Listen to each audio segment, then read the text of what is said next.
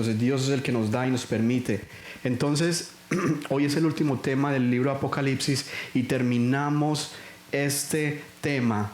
Y la última enseñanza se llama la invitación eterna de Dios.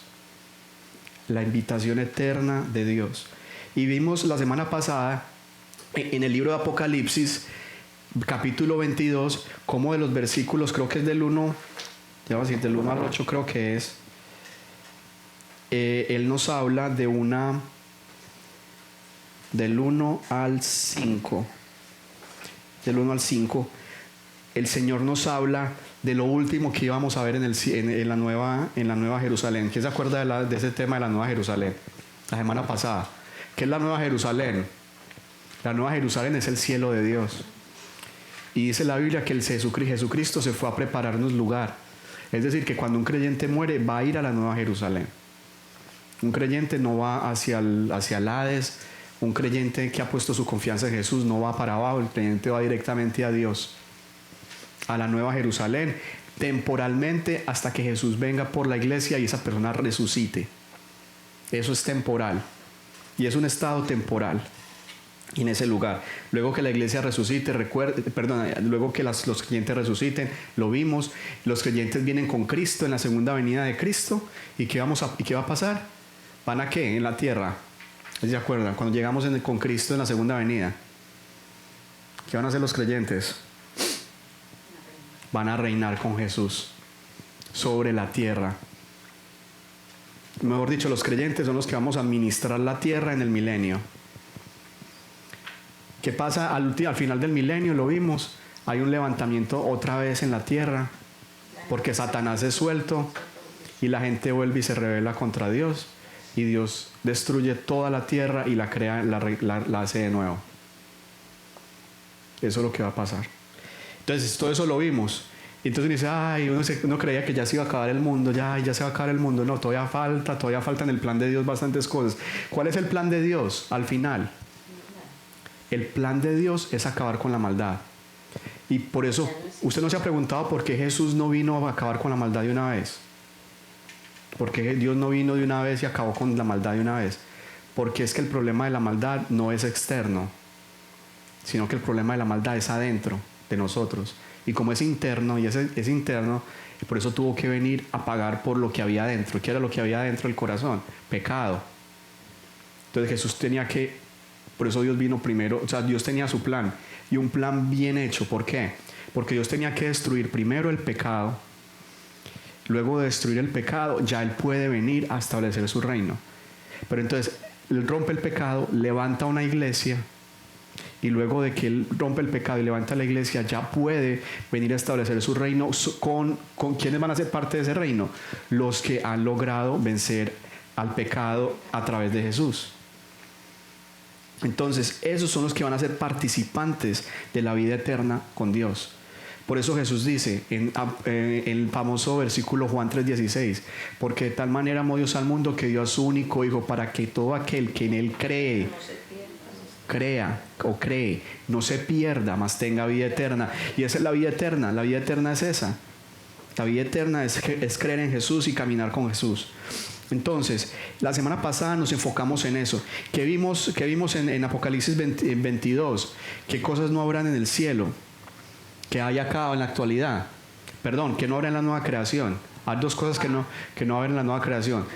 No va a haber agua, ni va a haber sol. Entonces mire este contraste. Vamos a leer Apocalipsis 21:1, que ahí no está, pero yo lo voy a leer. ¿Sí? Ok.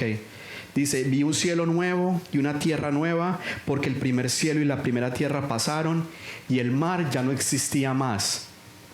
En la nueva tierra no hay mar. Mire, note esto. Y hay otra cosa que no existe en la nueva tierra. ¿Qué otra cosa no existe en la nueva tierra? Sol. En la nueva creación de Dios no existe el sol. Apocalipsis 22:5 dice, no habrá allí más noche, y no tienen necesidad de luz de lámpara ni de luz del sol, porque Dios el Señor los iluminará y reinarán por los siglos de los siglos. Entonces, ¿Y qué son estos dos elementos? Estos dos elementos son los que en esta creación son esenciales. Sin agua no hay vida.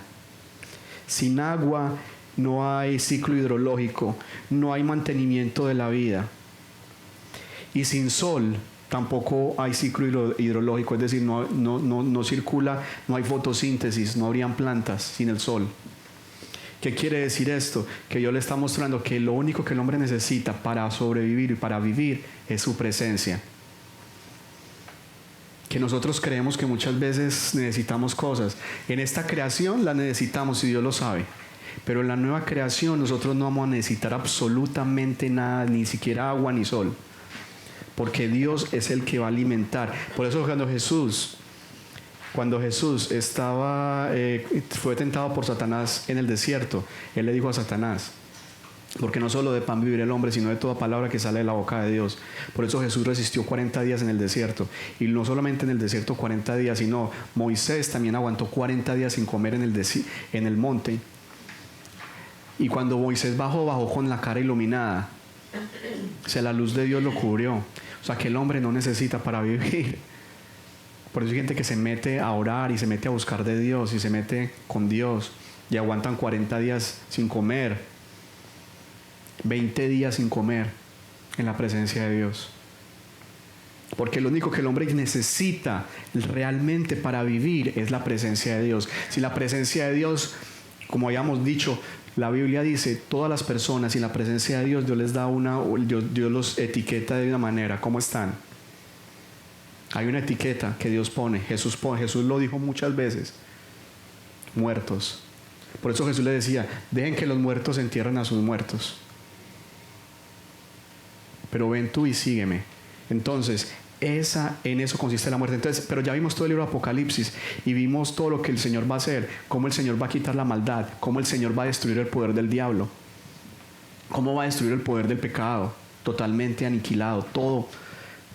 Cómo el Señor va a destruir el sistema mundial y cómo la gente va a llorar, no por el pecado, sino por ver la destrucción del sistema mundial que aman, por ver la destrucción del mundo que aman. Por eso la Biblia dice, no améis al mundo ni las cosas que están en el mundo. Yo lo dije la semana pasada, porque el que ama al mundo y las cosas que están en el mundo, el amor de Dios no está en él, no se ha perfeccionado en él. Porque el mundo y Dios no tienen amistad. Porque la Biblia dice, el que es amigo del mundo se constituye en enemigo de Dios. Tremendo. Por eso Jesús decía, en el mundo tendréis aflicción, pero confiad, yo he vencido al mundo. Entonces, a través de esto, Dios va a establecer ¿qué? Dios va a establecer su reino sobre la tierra, y Dios va a establecer a través de su plan. Y este plan de Dios es ¿qué? ¿Es una predicción o es una realidad? Es una realidad. Y vamos a leer Isaías 46, del 9 al 11. Dice, acordaos de las cosas pasadas de los tiempos antiguos, porque yo soy Dios y no hay otro Dios, y nada hay semejante a mí, que anuncio lo por venir. ¿Qué dice?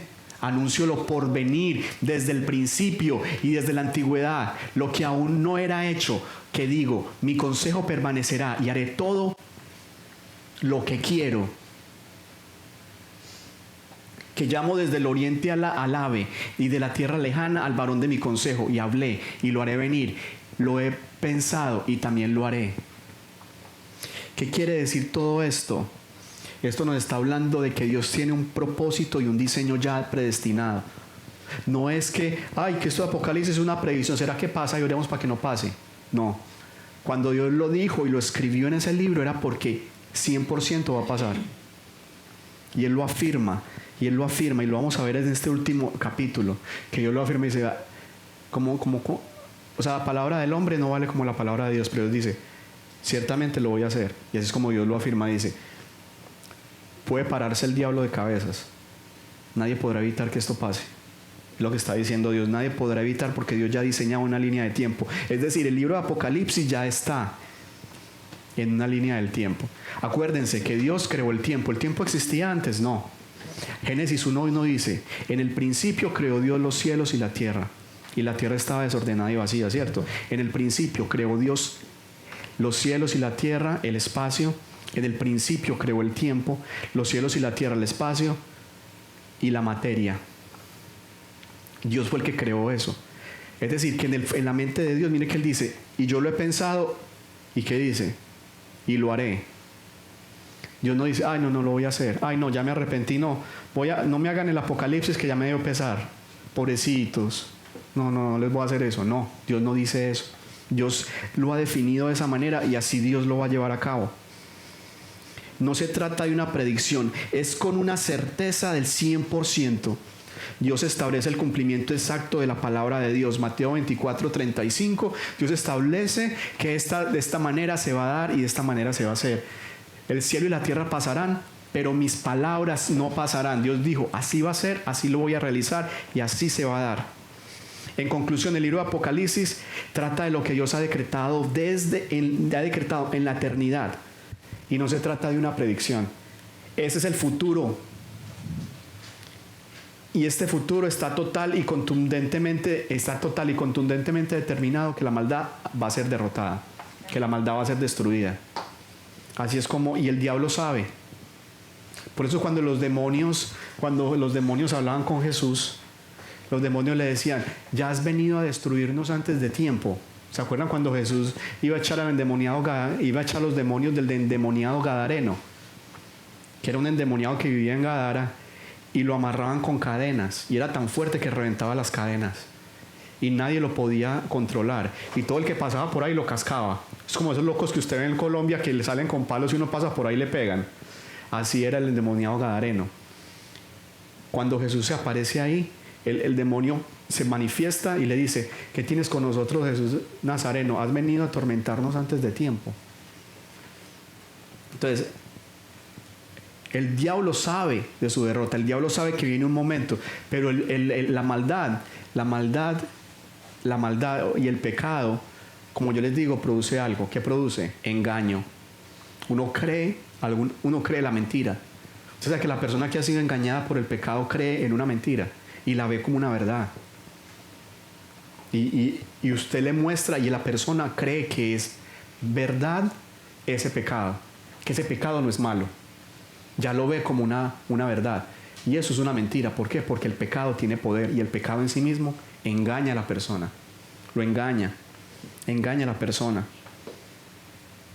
Porque Dios tiene un futuro inexorable, porque Dios tiene algo que lo hace Dios. Dios es omnisciente, omnipotente, pero Dios tiene algo también. Dios tiene preconocimiento. ¿Qué quiere decir eso? Que Dios sabe quién se va a perder y quién se va a salvar. Entonces algunos dicen, ay, entonces Dios ya me predestinó para morirme. No, Dios no ha predestinado para morirme. ¿Qué dice la Biblia? La Biblia dice que Dios quiere que todos se salven, que todos procedan para el arrepentimiento. Amén. Dios quiere que todo mundo se salve, pero ¿cuál es la cosa? La gente es la que elige salvarse o perderse. Dios no es el que elige por la persona es la que elige, no Dios. La persona es la que elige. Apocalipsis 22:6. La persona es la que dije, y me dijo, estas palabras son fieles y verdaderas. El Señor, el Dios de los espíritus de los profetas, ha enviado a su ángel para mostrar a sus siervos las cosas que deben suceder pronto. Entonces, vamos a leer ahorita, vamos al capítulo 22 y vamos a leer del versículo 6. Y con esto acabamos la última invitación. Mira, aquí comienza la última invitación. No digamos la última invitación, sino la invitación eterna, porque esta invitación no solamente la hace Dios en el libro de Apocalipsis, esta invitación está en toda la Biblia. Pero en el libro de Apocalipsis Dios la ratifica y me dijo, estas palabras son fieles y verdaderas. Y el Señor Dios de los espíritus de los profetas ha enviado su ángel para mostrar a sus siervos las cosas que deben suceder pronto. Déjalo ahí. Mire que en este versículo pasan tantas cosas, porque en este versículo comienza hablando un ángel. El ángel que le viene mostrando a Juan todo, le viene mostrando lo que va a pasar. Le habla a Juan y le dice, mira, estas palabras son fieles y verdaderas. ¿Qué quiere decir esto? Que esto va a pasar, lo que acabo de decir, que esto se va a cumplir. El Señor Dios de los espíritus de los profetas ha enviado su ángel. ¿Quién es el que estaba hablando con Juan y revelándole un ángel? Le estaba mostrando, para mostrar a sus siervos las cosas que deben suceder pronto. Y vamos al 7. Usted ve en el 7 que hay un cambio. He aquí, entonces aquí ya no está hablando el ángel. Aquí hay una palabra en griego que simboliza como yo. yo digo tal cosa. Entonces aquí como que irrumpe otra persona y dice, he aquí, yo vengo pronto. Bienaventurado el que guarda las palabras de la profecía de este libro. El que está hablando acá ya es Jesús. He aquí, yo vengo pronto. Y este pronto, esta palabra pronto, no estamos hablando de tiempo, estamos hablando que Él viene en breve, lo que quiere decir vengo en breve. Es decir, que está a las puertas. Hace tiempo está, o sea, Él está diciendo que viene. Y yo me estaba haciendo esta pregunta. Porque todos los discípulos estaban esperando que Jesús llegara cuando ellos estaban vivos. Pablo lo esperaba, Juan lo esperaba. Los discípulos del primer siglo, ellos esperaban ver a Jesús. Pero eso no mire todos los años que han pasado, van 2000 años y Jesús no ha llegado. La pregunta es, ¿por qué no ha llegado? Entonces la respuesta es, por nosotros. Porque nos estaba esperando a nosotros. Entonces, yo pienso una cosa, y es una de las cosas que va a acelerar la venida de Cristo. Cuando la maldad aumente más y más y sea más difícil salvarse a causa del pecado, Cristo va a venir más rápido. Porque una de las razones por las cuales Cristo va a venir es porque la iglesia va a empezar a predicar, pero el mundo va a estar con los oídos cerrados. ¿Sí me entiende lo que le quiero decir? Es decir, va a ser tanta la maldad, va a haber un momento en que ya como que la maldad se esté tan encrustada que ya se va a hacer muy difícil a las personas creer. Siempre va a haber gente salvándose, pero cada vez uno ve más duro. ¿Por qué? Porque el pecado se ha venido, el diablo ha venido trabajando más intensamente y el pecado se ha venido metiendo más en el corazón de los hombres. Que el hombre está más enamorado del dinero, de la tecnología, se cree Dios. Mire que ya queremos hacer seres humanos clonados. O sea, cada vez el hombre está sacando a Dios de todo. Ya queremos abortar niños ya recién nacidos. Aquí en Estados Unidos, ayer estábamos hablando de que ya niños, que acá en Estados Unidos ya hay leyes aprobadas donde un niño recién nacido lo pueden abortar y ellos lo llaman aborto. Ellos lo llaman aborto, es decir... ¿No consideran la vida hasta que no sale el bebé? No, ya nacido. El bebé usted lo tiene, usted lo puede matar. Y usted tiene minutos para decidir si lo quiere o lo mata. Sí. Si lo quieren o lo matan. Sí. Años. Y entonces ya hay leyes aprobadas acá en los Estados Unidos donde un niño nace y lo dejan un determinado periodo de tiempo donde la mamá puede decidir si muere o no. Y lo consideran un aborto. Entonces el hombre cada vez está volviendo, o sea, el grado de maldad está tan alto que pasa lo que pasaba en la época de Noé, que la maldad empieza a subir hasta que empieza a tocar el cielo. Y ya Dios dice no más. Y eso es lo que estamos llegando a ese punto donde Dios ya dice no más. ¿Qué va a pasar cuando Dios ya decida de que no más? Uno pregunta, ¿hasta cuándo? Bueno, hay mucha gente que se le ha venido predicando el evangelio. Mira, yo se lo puedo decir. Ahí existe un porcentaje muy alto de la gente que cierra los oídos al Señor. Yo puedo decir que hay un porcentaje bastante alto. Uno le predica y hay un porcentaje bastante alto de que la gente no oye. Yo no digo que no vengan a la iglesia, sino que no cambian porque están enamorados del pecado. Y eso es lo difícil. Es que el problema del hombre es el amor por el pecado. Es que ese es el problema. El problema del hombre no está afuera. El problema del hombre está adentro. Si el hombre puede solucionar el problema interno, el hombre es libre. Y el problema interno solamente lo soluciona Dios. Porque usted por usted mismo no puede liberarse de unas cadenas que han sido puestas tan fuertes por el diablo en el corazón de las personas. Necesita el poder superior. Por eso el Señor dice que si no viene uno más fuerte y limpia esa casa, no hay forma. Tiene que venir otro más fuerte, y ese otro más fuerte es Jesús. Porque es que el pecado es tan fuerte que la persona por sí misma no es posible que se libere. Necesita la intervención de Dios. Pero para la intervención de Dios tiene que haber arrepentimiento y permitirle a Dios hacerlo. Y para que haya arrepentimiento hay que reconocer que está mal. Ese es el problema. Haga que una persona reconozca que lo que está haciendo está mal. Y eso es una de las cosas por las que Dios va a juzgar al mundo. Porque Dios les habla y les habla y les habla y les habla. Es que cuántas veces, si usted mire algunas cosas en nuestras vidas, aún como cristianos, que Dios le ha hablado que tiene que dejar. Yo no digo cosas que le quiten la salvación, estoy diciendo cosas en su vida. ¿Cuántas cosas nosotros nos demoramos siendo creyentes y cristianos para que Dios quite? ¿Por qué? Porque no nos da la gana. No es que eso me va a quitar la salvación, no. Pero yo lo que estoy diciendo que si en el cristiano es difícil ahora en una persona que ni siquiera ha sido salva. Es todavía más complicado, es un milagro. Por eso que una persona se convierta y crea en Jesús es un milagro. Es un milagro como levantar un muerto. De hecho, que una persona crea en Jesús. Por eso la Biblia dice que en el cielo no hay fiesta, sino cuando un pecador se arrepiente.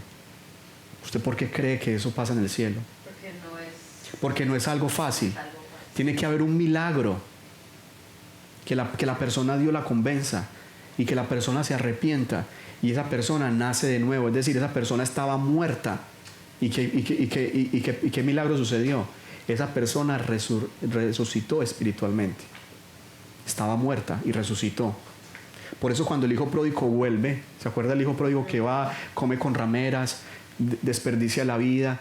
El hijo pródigo que pide la herencia de antemano al padre, se va a una tierra lejana, la desperdicia con rameras, con diferentes mujeres, y cuando vuelve el padre lo recibe gozoso, le pone un anillo, le pone calzado, y al final llega el otro hermano todo enojado y le dice: vea, yo aquí toda la vida en la iglesia viviendo con usted, buscándolo a usted, y a mí no me hace nada, y este que descarado que se fue por allá con las rameras, con las fufas, a gastarse el dinero, a despilfarrar, a ese sí lo recibes, le pones un anillo, y el padre le dice: mira, tu hermano estaba muerto, pero ahora vive, por eso estoy contento, deberías de alegrarte, estaba muerto, pero ahora está vivo.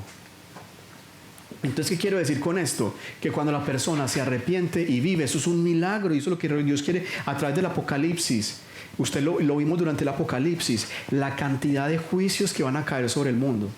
Mira lo que hace esta pandemia es un juego de niños, esta pandemia es un jardín infantil. Esta pandemia no es nada. Mira, y el mundo ha temblado, la gente ha tenido mucho miedo, pero cuando venga los juicios de Dios del Apocalipsis, eso no va a ser así. Y dice la Biblia que la gente no va a creer. ¿Y sabe qué dice la Biblia? Que las iglesias se van a abarrotar de la gente adorando a los ídolos. Lo dice Apocalipsis, ya lo estudiamos.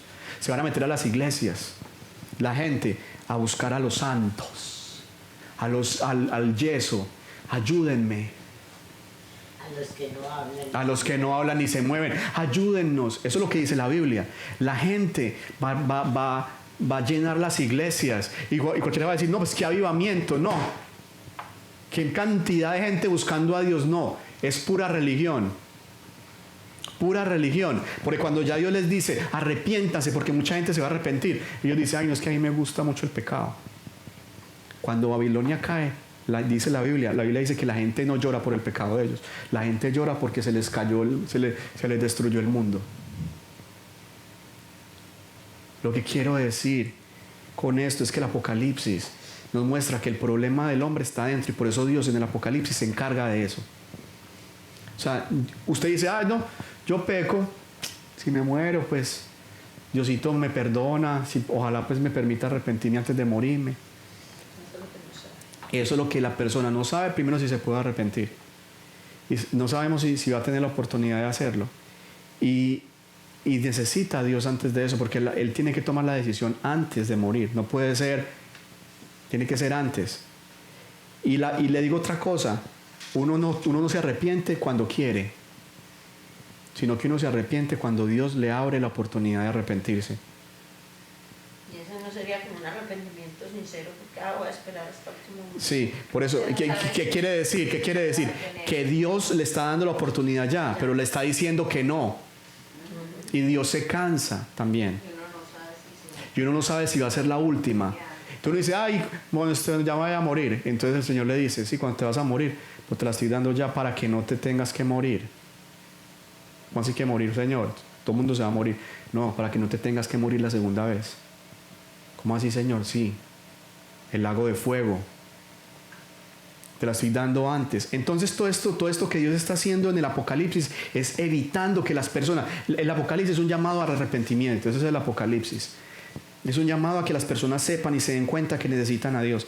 Entonces, vamos al versículo 7. Irrumpe Jesús, ya lo dijimos, diciendo, ¿qué dice Jesús en el versículo 7?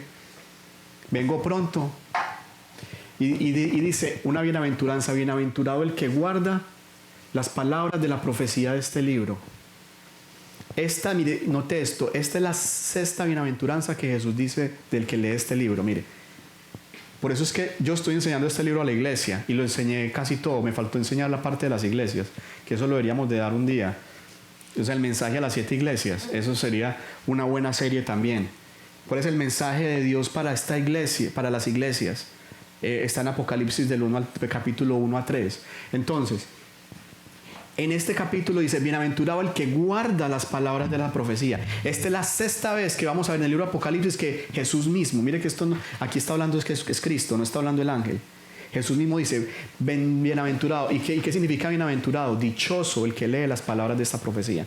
Es decir, el que lee y el que entiende lo que va a venir y lo que Dios ha decretado para el mundo y lo que va a pasar. Bienaventurado el que lo lee y el que lo entiende. Les voy a dar una referencia, no lo tienen que apuntar. No lo tienen que leer, pero para que si lo quieren apuntar. Apocalipsis 1:3, Jesús dice, bienaventurado el que lee las palabras de este libro. Apocalipsis 14:7, segunda vez, bienaventurado el que lee las palabras de este libro. Apocalipsis 16:15, bienaventurado el que lee las palabras de este libro. Apocalipsis 19:9, otra vez. Apocalipsis 19:9, de hecho voy a leerle una y me dijo. El ángel me dijo, escribe, bienaventurados los que son llamados a la cena de las bodas del Cordero. Y me dijo, estas palabras son verdaderas de Dios. Apocalipsis 22:7, esta es la última vez. Dice, he aquí, vengo pronto. Esta es la sexta vez. Dice, bienaventurado el que guarda las palabras de la profecía de este libro. Y Apocalipsis 22:14 lo dice otra vez. Jesús lo dice de nuevo. Bienaventurados los que lavan sus ropas para tener derecho al árbol de la vida. Es decir, 7 bienaventuranzas con respecto a este libro. Este libro es una advertencia. Cuando las personas vayan a ir al infierno, una de las cosas que va a estar ahí es este libro. Y vamos a leer por qué. Porque este libro estaba sellado. Pero este libro yo lo entendemos ahora. La gente hace 200 años no entendía lo que nosotros entendemos ahora. Este libro se ha abierto para nosotros. Es decir, desde la época que Juan lo escribió, la gente entiende muchas cosas del libro, pero solamente hasta este tiempo del fin, cuando estamos viendo todas las señales cumplidas, es que estamos entendiendo mucho más del libro. ¿Por qué? Porque mire que el Estado de Israel no existía, sino hasta 1948, porque en el año 70 los judíos fueron quitados. Y el libro de Apocalipsis habla, ¿quién es uno de los personajes centrales del libro de Apocalipsis? ¿Quién es uno de los personajes centrales? El Estado de Israel. Israel es un personaje. Acuérdense que la iglesia se va. ¿Y quién es el que queda acá representando a Dios? Israel. Israel va a ser de nuevo levantado en el tiempo del Apocalipsis. Pero que miren una cosa, del año 70 hasta 1948, Estado de Israel no existía. Entonces, la gente que leía el libro de Apocalipsis no veía el cumplimiento. ¿Por qué? Porque mientras no existía el Estado de Israel, esta palabra no se podía cumplir. Pero déjame decirle, hace casi 70 años, eso es nuevo. Hace casi 70 años el Estado de Israel volvió a ser establecido allá en Palestina. O sea, eso es una señal inequívoca de que estamos entrando a este tiempo. Eso es una de las señales. Otra señal inequívoca es el enfriamiento del amor. Lo vimos en Mateo 24. El amor de las personas se está enfriando, ya la gente no le da nada. Que matan niños recién nacidos. Bueno, sí, lo matan. Eso parece como una novela, ¿cierto? Uno dice, ¿eso será verdad? No sé. Y como hay tantas noticias falsas, uno ya no sabe ni qué es verdadero y qué es falso. Entonces, ¿Por qué lo van a poner a sufrir en el mundo? Eso.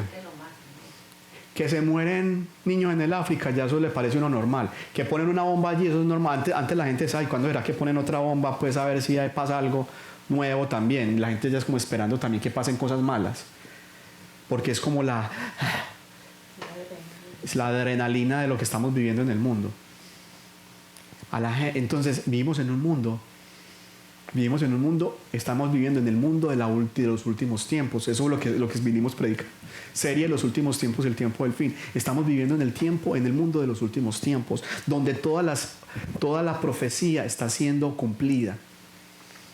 y donde estamos en un punto específico que ya no falta sino el arrebatamiento de la iglesia para que se desate el apocalipsis. Nada más falta el arrebatamiento de la iglesia. Y cuando comience el apocalipsis, esto no va a ser, este mundo no va a ser, pero ya hemos empezado el principio de dolores. Todo esto de la pandemia, la crisis económica, es un anuncio de los 4 jinetes del apocalipsis. ¿Quiénes se acuerdan de esa enseñanza? Apocalipsis capítulo 6.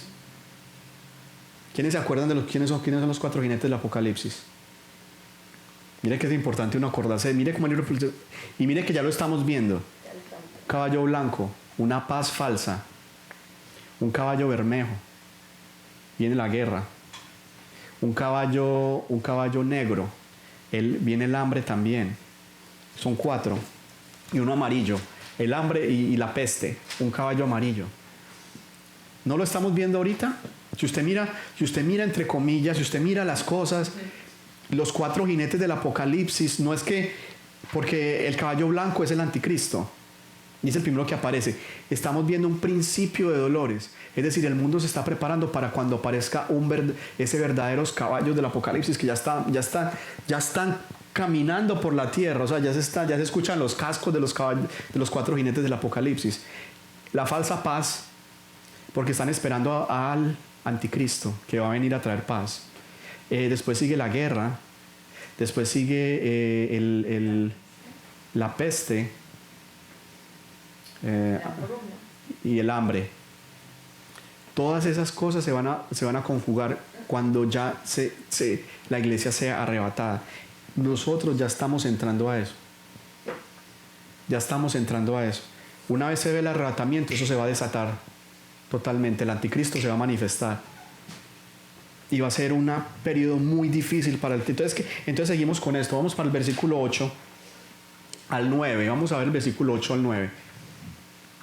En el versículo 8 al 9 dice: yo, Juan, el que oyó...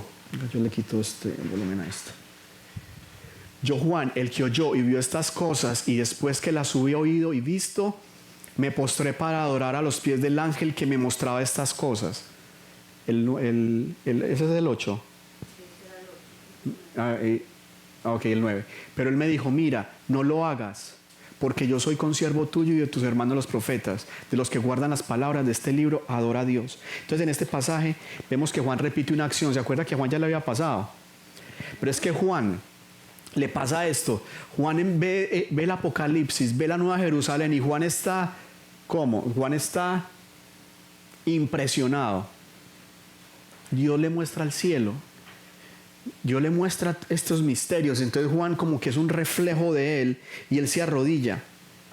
Pero esto es una de las cosas que aquí, esto trae una enseñanza. Esta parte negativa de Juan, que parece algo negativo porque el ángel lo reprende, trae una enseñanza. Y mire lo que les voy a enseñar. Juan, al recibir la revelación de Dios, ¿qué hace? Adora. Porque cree que el libro de Apocalipsis es un libro de adoración. En el capítulo 5 vemos a la iglesia adorando en el cielo. Y todo el tiempo en la iglesia en el cielo están adorando. Cuando aparecen los decapitados, ellos están adorando en el trono de Dios. Siempre hay adoración. ¿Por qué? Porque cuando uno recibe revelación de Dios y Dios le muestra cosas a uno. ¿Por qué? Porque Dios le estaba mostrando cosas a Juan. Porque Juan estaba teniendo una relación con Dios y Dios le estaba mostrando el futuro. Y cuando Dios te muestra, tú puedes adorar. Porque hay gente que no puede adorar en la iglesia, porque no tienen una relación con Dios. Y al no tener una relación con Dios, no pueden adorar. ¿Usted los ve en la iglesia así? Estamos gracias Señor. Y esos son por allá, es que mirando el techo, mirando el popcorn del techo. Ay, ve, les quedó bonito, les quedó bonito. Y mirando, ay, me entró un mensaje de WhatsApp, y todos gracias. O allá, ay, ¿qué hora era? Ay, no, ¿cuándo será que me voy? Ay, ¿cuándo será que me voy? Entonces no pueden adorar, porque para uno adorar tiene que tener revelación de Dios. Cuando uno conoce la revelación de Dios y uno sabe la revelación de Dios, Señor, me has tomado en tus brazos, y uno se desconecta de todo y se conecta con Él. Juan estaba conectado con Dios. Y el reflejo de Juan fue arrodillarse. Y el reflejo de Juan fue decir, oh Señor, y adorar. Y el ángel le dice, uy, no me adore a mí.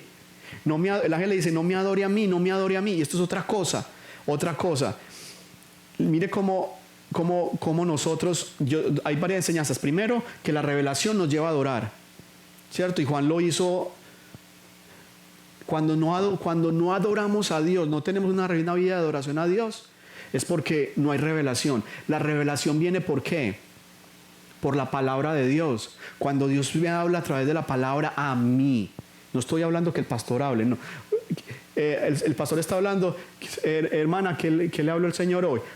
Muy bonito, eso es muy lindo, eso es hermoso. Eso es bonito, la iglesia es muy linda. ¿Cómo es de bonito eso? No, eso es muy lindo. ¿Pero qué le habló? No, es muy bello, que todos somos los buenos y los malos. No le habló nada, porque la palabra que transforma es la que usted entiende. Si usted no entiende la palabra que Dios le está hablando, entonces no está recibiendo revelación de Dios. Necesitamos recibir revelación de Dios para poder adorar. Eso es lo primero que aprendemos de ese versículo. Lo segundo, que uno no debe adorar ángeles, que uno no debe adorar vírgenes, que uno no debe adorar imágenes. Porque si el mismo ángel, y sobre todo hombres, si el mismo ángel le dice, hey Juan, pilas, no me adore a mí, adore a Dios, yo soy consiervo suyo. Yo soy consiervo, ¿qué le quiere decir? Es decir, usted y yo estamos en la posición de sometidos a nuestro Dios, y a Él solamente le merecemos adoración. Es lo que le estaba queriendo decir el ángel a Juan. No podemos adorar a ninguna criatura. Miremos el 19:10, que a Juan le pasó lo mismo. En el capítulo 19:10 a Juan le había pasado lo mismo. Sí, el 19:10. Él le había pasado lo mismo. Pero ¿sabe cuándo fue que él hizo eso también? Cuando él recibió la revelación de las bodas del Cordero. Cuando él vio que la iglesia se iba a casar con Cristo. Y cuando él ve esa majestuosidad de los creyentes con vestiduras y con coronas, Juan, esa revelación a Juan lo hizo estremecer. Y Juan, como consecuencia de esa revelación, Juan no ve sino como la necesidad de adorar. Y yo me postré a los pies para adorarle. ¿Quién le estaba mostrando eso? Un ángel. Y él me dijo, mira, no lo hagas, yo soy consiervo tuyo y de tus hermanos que retienen el testimonio de Jesús. Adora a Dios. Porque el testimonio de Jesús es el espíritu de la profecía. Mira, es una idolatría cuando usted ve que al Papa le besan un anillo, por ejemplo, y se le arrodillan. Si un ángel no permite que se le arrodille, ahora el Papa, que tiene más pecados, ese sí tiene pecados, o cualquier hombre aquí tiene pecados, pero un ángel no. Y el ángel no quiere que se le arrodillen, pero el Papa sí. Y hay muchos pastores que si usted no le dice pastor, le lleva vaso con agua. Entonces el apóstol, no sé qué. Eso no es. Mira, nosotros somos consiervos. Sigamos al otro versículo. Entonces Dios va a cambiar. Entonces aquí ¿quién habló? ¿Quién habló acá? En este 8 y 9 ¿quién habló? Dice Juan. Entonces, en el versículo 7 habló un ángel, en el versículo 6 habló un ángel, en el versículo 7 habló Jesús, y en el versículo 8 y 9 habló Juan. Juan dice que él vio al ángel, se le arrodilló, y el ángel le dijo que no lo hiciera. Y en el versículo 10, y me dijo, sella las palabras de esta profecía de este libro. No selles. Gracias. Y me dijo, no selles las palabras de la profecía de este libro, porque el tiempo está cerca. Mira este contraste. A Juan en Apocalipsis se le dice no selles, pero a Daniel, en el libro de Daniel se le había dicho sella las palabras de esta profecía. Entonces aquí hay un contraste. Vamos a leer Daniel 8:26. Daniel 8:26 dice, la visión de las tardes y mañanas que se me ha referido es verdadera, y tú guarda la visión, porque es para muchos días. Es decir, que la selle, que la guarde. Y vamos a leer el capítulo 12 de Daniel, versículo 4 al 10. Dice, pero tú, Daniel, cierra las palabras y sella el libro hasta el tiempo del fin. Esa palabra es clave. ¿Qué estaba queriendo decir Daniel? Que los hombres de esa época no iban a entender toda esa revelación. Iba a estar sellada. Sellada es como que usted no la entiende. ¿Esto qué es? ¿Esto qué querrá decir? No la podían entender, no la entendían. Muchos correrán de aquí para allá y la ciencia aumentará. ¿De qué estaba hablando Daniel? Dios a Daniel. De este tiempo. Solamente en este tiempo se iba a pasar lo que pasó aquí que vemos en Juan. Dice, y yo Daniel miré y aquí otros dos que estaban en pie, el uno a este lado del río y el otro al otro lado del río. Y me dijo uno, dijo uno al varón vestido de lino que estaba sobre las aguas del río, ¿cuándo será el fin de estas maravillas? Y oí al varón vestido de lino que estaba sobre las aguas del río, el cual alzó su diestra y su siniestra al cielo y juró por el que vive por los siglos, que será por un tiempo y tiempos y la mitad de un tiempo. Aquí está hablando de 3 años y medio, ¿cierto? Y cuando se acabe la dispersión del poder del pueblo santo, que en este momento usted sabe que ellos están regresando a Israel. Todas estas cosas serán cumplidas. Y yo oí, mas no entendí. ¿Sí ve? Ellos escribían y no entendían. Y dije, Señor mío, ¿cuál será el fin de estas cosas? Él respondió, anda Daniel, pues estas palabras están cerradas y selladas hasta el tiempo del fin. Bueno, mis queridos amigos, miren, déjame ese versículo lo vamos a leer ahorita porque eso me va con el otro. Es 12:10, no me olvide. Esas palabras van a ser selladas y cerradas al tiempo del fin. Solamente hasta ahorita venimos a entender, claro, el tiempo del fin. ¿Cuándo comenzó el tiempo del fin? Pregunta, ¿cuándo comenzó el tiempo del fin? ¿Cuándo comenzaron los últimos tiempos? Cuando Jesús vino. Cuando Jesús vino comenzamos los últimos tiempos. Y el tiempo del fin se va a empezar a desatar cuando la iglesia sea arrebatada. Se desata ese tiempo final. Entonces, vamos ya leímos el 10 de Apocalipsis 22, no sé si lo leímos. Sí, entonces el versículo 11, el que es injusto, le dice, sea injusto todavía. Mire el paralelo que vamos a hacer con Daniel. El que es injusto, sea injusto todavía. Y el que es inmundo, sea inmundo todavía. Y el que es justo, practique la justicia todavía. Y el que es santo, santifíquese todavía. Y vamos a Daniel 12, capítulo 10, que estamos viendo ahorita, y va a verle lo mismo. El contraste tan tremendo. Muchos serán limpios, Daniel, y emblanquecidos y purificados. Los impíos procederán impíamente, y ninguno de los impíos entenderá, pero los entendidos comprenderán. ¿Qué quiere decir eso? Que Dios nos está diciendo, mucha gente no va a creer. Y mucha gente se va a perder. Pero Dios no es el que hace que ellos no crean. La gente no cree por un acto de su propia voluntad, porque no les da la gana de creer.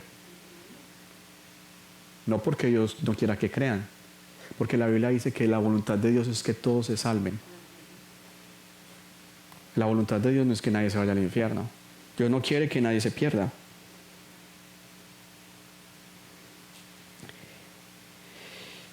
Entonces ya vimos ese paralelo. Vamos a leer.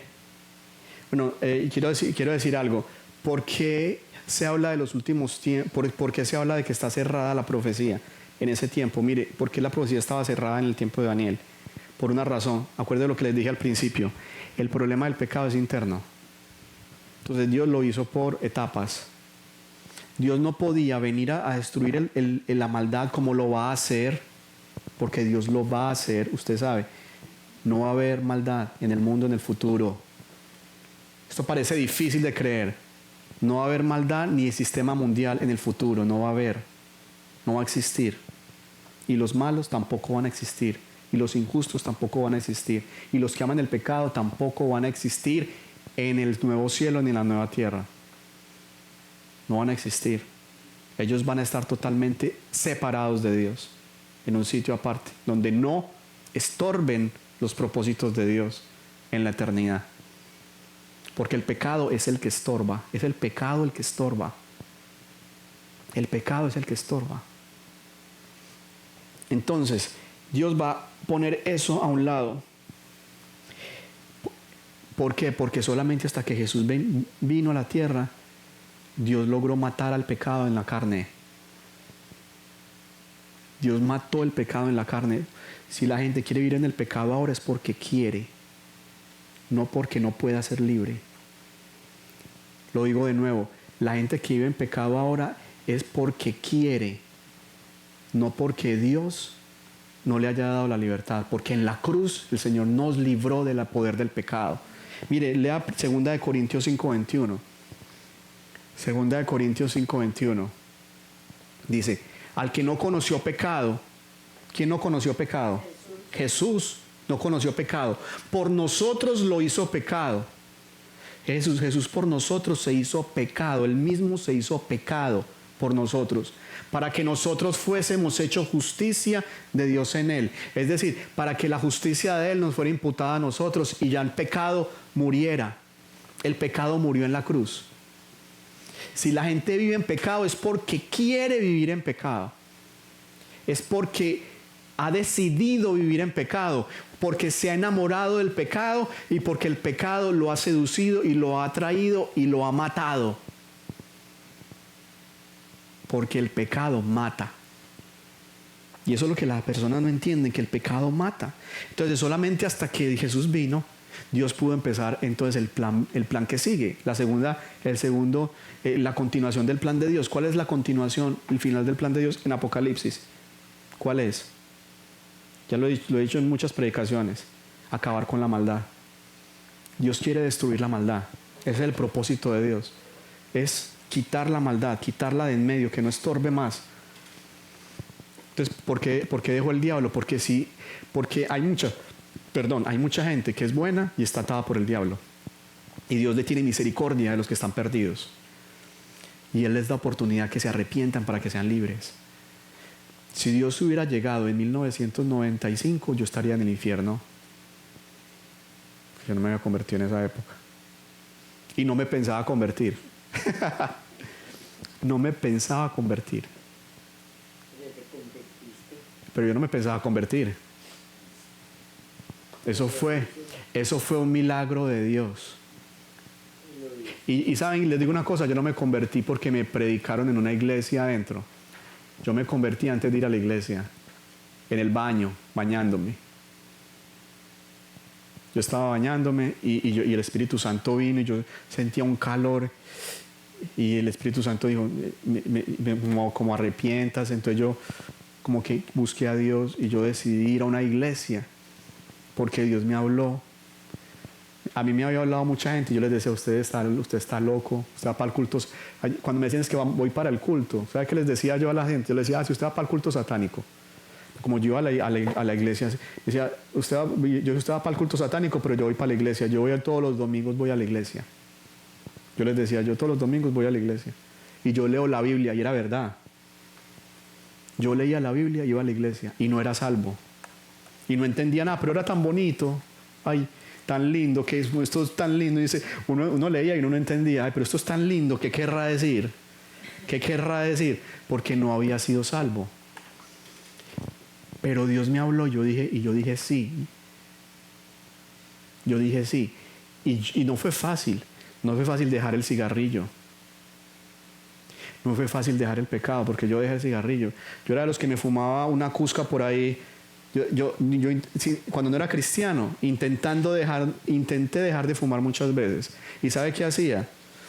Yo guardaba esas cusquitas así que ya se iban a acabar. Y por allá yo, ay, esta cusquita.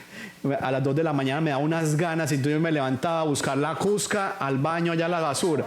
Sí, y cogía la cusca y me fumaba esa cusca porque estaba dejando de fumar y no quería fumar más. Pero dejé de fumar. Hubo un momento, cuando yo digo es como el poder que tiene el vicio. El poder que tiene el vicio. Entonces, yo lo hacía, pero Dios Cuando yo empecé a dejar de fumar, el Señor me dijo, yo casi que no puedo porque yo intenté muchas veces dejar de fumar. La vez que más duré como un mes. Yo no duré como que duré 4 meses sin fumar, no, yo no duraba ni un mes. Si es que, yo se lo digo, yo no duraba ni un mes sin fumar. Yo me aguantaba, ya me estaba muriendo, ya me tenían que, yo sentía que yo sudaba frío, yo no podía dormir. Si yo no fumaba, ya de un mes, hermano, yo cuando llegué al Señor, yo me demoré 6 meses para dejar de fumar. Pero mire cómo, y ya era salvo. Pero el Señor me dijo, tiene que dejar de fumar, porque usted es templo del Espíritu Santo. Me demoré 6 meses en dejar de fumar. Hay que dejar de fumar. Y dejé de fumar. Y dejé de fumar y me dio muy duro. Y cuando me daban ganas, yo me arrodillaba y yo le decía, Señor, ayúdeme. Yo no quiero fumar, yo no quiero eso le huele la boca maluco a uno. Ya cuando respiro me da una gripa, la gripa me daba más fuerte, mal aliento, estorbo a las personas, estoy dañando a mi familia. Me estaba enfermando, yo ya me estaba enfermando. Yo llevaba mucho, cuando me daba una gripa me tenían que nebulizar, porque fumaba bastante. Pero Dios me hizo libre de eso. Y fue un tiempo de liberación. ¿Fue de una? No. ¿Fue en 5 minutos? No. Fue difícil, sí. Pero Dios me dio la fuerza para dejarlo. Entonces se puede. Todo lo puedo en Cristo que me fortalece. Dios nos puede librar de esos pecados. Porque esos son pecados contra el cuerpo. Entonces, sigamos ya para acabar esto que estamos aquí estudiando. Vamos a leer del 14 al 17. Espero que les haya gustado el corto testimonio de mi conversión. Eso tiene que ser más detallado porque eso fue por encima. Entonces, el 22:14.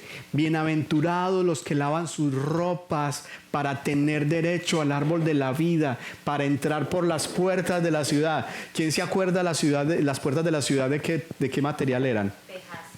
No, las puertas no. No. De perlas.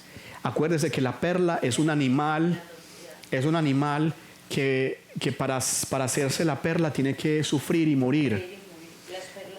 Las perlas simbolizan sufrimiento.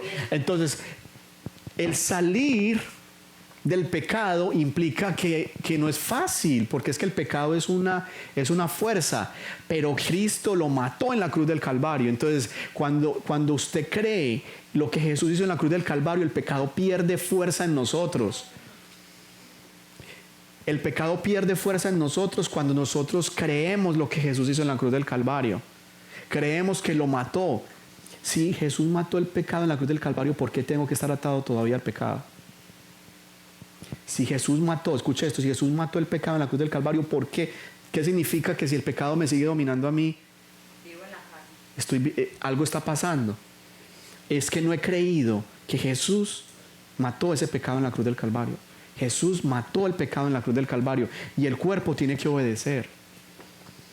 El cuerpo usted no puede seguir los deseos de su cuerpo, porque la Biblia dice, los que siguen los deseos de la carne no heredarán el reino de Dios.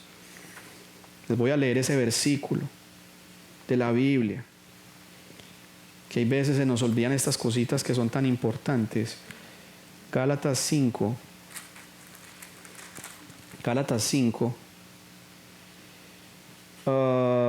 Se los puedo decir.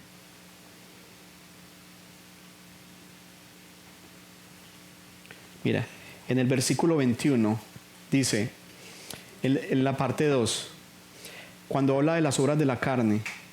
Bueno, ustedes saben cuáles son las obras de la carne, ya los habíamos visto, ¿cierto? Yo tuve una serie de eso, pero bueno, lo voy a leer desde antes.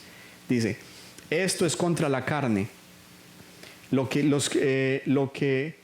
pero si sois guiados por el Espíritu, no estáis bajo la ley. Dice el 19, y manifiestas son las obras de la carne, que son pecados sexuales, adulterio, fornicación, inmundicia, lascivia, pecados espirituales, idolatría, hechicería, pecados del alma, enemistades, pleitos, celos, iras, contiendas, divisiones, herejías, pecados del alma todavía, envidias, pecados con el cuerpo, contra el cuerpo, homicidios, matar a otro, es pecar contra el cuerpo de otra persona, borracheras, orgías, incluya todo vicio ahí. Y cosas, mire, porque dice, y cosas semejantes a estas, acerca de las cuales os amonesto, como ya os lo he dicho antes, que los que practican tales cosas no heredarán el reino de Dios. Por eso cuando usted lee el capítulo 15, el versículo 14 de Apocalipsis 22, dice, bienaventurados los que lavan sus ropas para tener derecho al árbol de la vida, es decir, que están escritas en el libro de la vida, y para entrar por las puertas de la ciudad, porque las puertas son de perlas, y para eso hay que morir a la carne, y la carne lucha, usted sabe que la carne lucha, la carne no muere tan fácil. La carne va muriendo mientras usted crucifique la carne en la cruz de Cristo. No en su cruz solamente, es que fue crucificada en la cruz del Calvario. Nosotros morimos con Cristo. Eso es lo que nosotros no entendemos. Usted que creyó en Jesús, usted ya murió. Si usted vive en pecado es porque quiere, no porque Dios no le haya dado la libertad. Porque la Biblia dice, conocerás la verdad y la verdad te hará libre. Conocerás la verdad y la verdad te hará libre. Vamos al 15. Mas los perros, y esta parte sí suena, aquí es donde pone, esta parte también es bien dura. Mas los perros estarán fuera. Entonces, ay, pobrecita Lupita, no, está refiriéndose a personas que están alejadas de Dios. Mas los perros estarán fuera, así lo llama la Biblia. Es bien fuerte esa palabra. Y los hechiceros, y los fornicarios, los homicidas, los idólatras y todos los que aman y hacen mentira. Y sigue. Entonces, y mire que aquí ya habla el Señor, y esta es la invitación que hace el Señor. Yo, Jesús, enviaba a mi ángel para daros testimonio de estas cosas en las iglesias. Yo soy la raíz y el linaje de David, la estrella resplandeciente de la mañana. Y el espíritu y la esposa dicen, ven. Entonces, ¿qué es lo que decimos nosotros? ¿Qué somos nosotros? Somos los creyentes. ¿Cuál es el anhelo del creyente? Ven. Ese es el anhelo del creyente. El que diga, ven. Y el que tiene sed, venga. ¿Quién es el que es salvo? ¿Y quién es el que es salvo? El que quiera. Mire que Dios no está poniendo talanquera. Dios no está diciendo, no, los que sean bonitos, los que sean inteligentes, los que sean jóvenes. Usted puede llegar de 99 años al Señor y se salva. Puede llegar antes de morirse al Señor y se salva. Pero ¿para quién es la invitación de Dios? Para todos, y siempre ha sido para todos, el que quiere. Dios que quiera, tome del agua de vida gratuitamente. Y David Jeremiah en una enseñanza de este capítulo, él decía, el que quiera, quiere decir que para nosotros ser salvos tenemos que tomar una decisión de querer. El que quiere, entonces ¿quién va al cielo? ¿Quién va al cielo? El que quiere. ¿Quién va al infierno? El que quiere. El que quiere. ¿Quién va al cielo? El que quiere. ¿Y el quién va al infierno? El que quiere. Pues la decisión está en nosotros. La decisión está en cada persona. ¿Dónde quieres ir tú? ¿Dónde quieres ir tú? En el Evangelio el Señor nos está diciendo todo el tiempo y nos está dando esta invitación que nosotros somos salvos por querer y querer en Jesús. Esa es la. Vamos para el que sigue, el 18. El 18. Gracias. Yo testifico a todo aquel que oye la palabra de la profecía de este libro. Si alguno añadiere a estas cosas, Dios traerá sobre él las plagas que están escritas en este libro. Si alguno quitare de las palabras del libro de esta profecía, Dios quitará su parte del libro de la vida y de la vida y de la santa ciudad y de las cosas que están escritas en este libro. 20.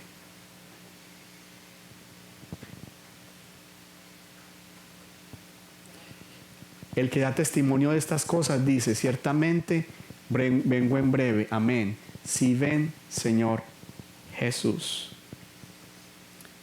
La gracia de nuestro Señor Jesucristo sea con todos vosotros. Amén. Tremendo este libro. Este libro, ¿qué es lo que dice la esposa? Ven. Todos los cristianos debemos tener esa necesidad en nuestro corazón de que Él venga. Pero hay personas, mire esta cosa, la verdadera esposa está diciendo, ven. Pero la pregunta es, si el Señor viene hoy, ¿tú estás listo? ¿Estás tú listo para decir, ven Jesús, ven hoy, ven? Ven, ya. Él dice que la verdadera esposa está desde ahora diciendo eso. ¿Por qué? Porque está segura de que el esposo viene por ella. Pero acuérdense que hay unas vírgenes en Mateo 25 que no están preparadas. Y cuando ya viene el esposo, ay, ya se vino el esposo, se vino. No sabían qué hacer y se quedaron afuera. Y se quedaron afuera. No seas tú de eso, seas tú de esas personas que hoy haces la decisión. ¿Qué estaba pasando cuando en Tesalónica? En Tesalónica, mira, hay un extremo en esto y no quiero que ustedes cometan el mismo error. Hay un extremo en esto. ¿Cuál es el extremo? Que a veces las personas, por creer, o sea, nosotros creemos esto, pero dejan de trabajar. Como ya viene el Señor, ya todo esto se va a acabar. ¿Yo qué me voy a poner a trabajar? La tierra. ¿Qué me voy a poner a hacer negocios? Pues para que venga Jesús dentro de 5 años, ¿qué me voy a poner a hacer el negocio que tenía planeado? ¿Para qué? Mucha gente piensa así. Y, Jesús dice, y lo que Dios dice es no, porque usted no sabe si es 5 años, 10 años. Dios dice, quédese haciendo lo que yo lo llamé a hacer. Quédese haciendo lo que yo lo quiero. Y Dios no nos está llamando a que seamos perezosos y que nos quedemos. Antes eso es un pecado. ¿Qué dice 2 Tesalonicenses 3 del 6 al 9? Y con esto acabo, que es una de las cosas que las personas hacen. Es una de las cosas que las personas hacen. Dice, pero os ordenamos, hermanos, en el nombre de nuestro Señor Jesucristo, que os apartéis de todo hermano que ande desordenadamente y no según las enseñanzas que recibisteis de nosotros. Porque vosotros mismos sabéis de qué manera debéis imitarnos, pues nosotros no anduvimos desordenadamente entre vosotros, ni comimos de balde el pan de nadie, sino que trabajamos con afán y fatiga de día y de noche para no ser agravosos a ninguno de vosotros. No porque no tuviésemos derecho, sino para daros nosotros mismos un ejemplo para que nos imitéis. ¿Qué estaba pasando en Tesalónica? Que la gente, como ya Jesús iba a venir y que ya decían que si ya había venido, ellos hasta pensaban. Entonces Pablo le empieza a decir, no, es que Jesús no viene hasta que se presente. Jesús primero tiene que presentarse el anticristo, es lo que le dice Pablo a ellos. Pero ellos creían, ya no trabajaban. Ay, porque Jesús ya viene, ya empezó esto, ya nos jodimos, Nerón nos está matando a todos. Entonces ya nos jodimos, ya no trabajemos más. Entonces Pablo dice, no hermano, no. Póngase a trabajar, póngase a hacer, por ejemplo. No viva de balde, de ejemplo. Entonces nosotros tenemos que continuar haciendo lo que Dios nos llamó a hacer. Amén. Entonces vamos a orar. Señor, en el nombre de Jesús, te damos gracias por esta palabra. Si alguno, Padre, y yo le invito a cualquiera de ustedes que quiera recibir a Jesús, vamos a hacerlo ya. Padre, en el nombre de Jesús, yo creo que tú eres el Hijo de Dios. Yo creo que en la cruz del Calvario diste tu vida por mí. Yo creo, Señor, que tú pagaste el precio por mi pecado. Y también creo que en la cruz fue clavada el acta de los decretos que era contraria. Y la quitaste de en medio y la clavaste en la cruz del Calvario, Señor. Creo que mi pecado fue clavado y también creo que mi carne fue crucificada en la cruz del Calvario. Yo creo que morí contigo en la cruz del Calvario. Y también creo que la vida de Cristo me fue transferida a mí a través de la resurrección de los muertos. Gracias, Señor, porque yo te di mi muerte y tú me diste tu vida, Señor. Escribe mi nombre en el libro de la vida del Cordero. Yo creo en el sacrificio que hiciste por mí. Y yo declaro hoy en el nombre de Jesús, perdóname de todo pecado, Señor. Perdóname de todo pecado de pensamiento, de palabra, de obra. Toda omisión también. Toda cosa, Señor, en contra de ti. Perdóname, Señor. Perdóname toda injusticia. Perdona toda maldad, Señor. Y la pongo en la cruz del Calvario, porque reconozco que allí tú pagaste por mi pecado, Señor. Y el diablo no tiene derecho sobre mi alma. Y como dice tu palabra, y todo aquel que cree no se pierde, mas tiene vida eterna. Y yo declaro en el nombre de Cristo Jesús que hay vida eterna en mi corazón. En el nombre de Jesús te doy gracias. Te doy gracias, Padre, porque tú perdonas mis pecados y mi maldad. Bendito es tu nombre, bendito, alabado sea tu nombre, Jesús. Amén y amén. Espero que hayan disfrutado esta enseñanza, la última de los últimos tiempos y el tiempo del fin. Si usted la ha podido ver completa, yo se lo digo, hay una riqueza grande en esta palabra. Y lo más nos queda a nosotros entregarnos totalmente al Señor y vivir en santidad. Lavar nuestras ropas, santifíquese más. ¿Qué dice la Biblia? El que es santo, santifíquese más. ¿Y qué dice? Y el que es impío va a seguir impío hasta que quiera. Porque el día que comience a santificarse, Dios lo va a comenzar a santificar. Y el que quiera, venga y beba gratuitamente del agua de la vida que es Jesús. Amén. Dios me los bendiga. Nos vemos en el servicio de oración. No se lo pierda.